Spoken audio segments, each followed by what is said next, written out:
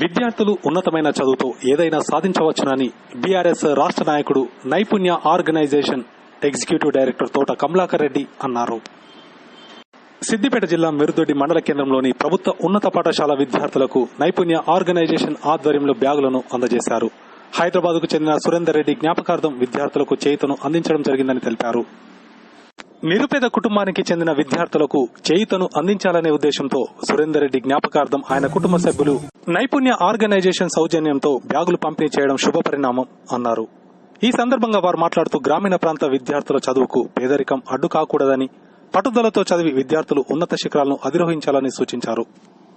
10వ తరగతిలో ఉత్తమ ప్రతిభ కనబర్చే విద్యార్థులకు నగదు ప్రోత్సాహకం అందజేస్తామని వెల్లడించారు. ఈ కార్యక్రమంలో నైపుణ్య ఆర్గనైజేషన్ చైర్మన్ ఐలయ్య, రమేష్, ప్రశాంత్ పలువురు పాల్గొన్నారు.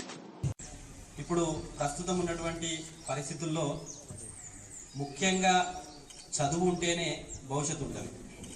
ఎవరికైనా సరే మన తల్లిదండ్రులు దాదాపు ఈ ప్రాంతంలో వ్యవసాయము లేదా కూలీ పని లేదా ఏదో చిన్న చిన్న కంపెనీలలో పని చేసుకొని బతికేటువంటి కుటుంబాల నుంచి వచ్చి ఇక్కడ వచ్చిన వాళ్ళందరూ కూడా.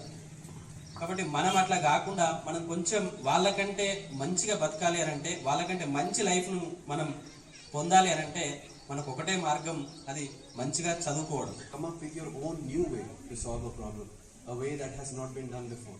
So education is really important. It gives you options. So I would implore you guys, I would ask you guys to pay as much attention towards your education as possible. Take it seriously, and it will allow you to become better citizens of India, bring more pride to India, and do much better things for your future.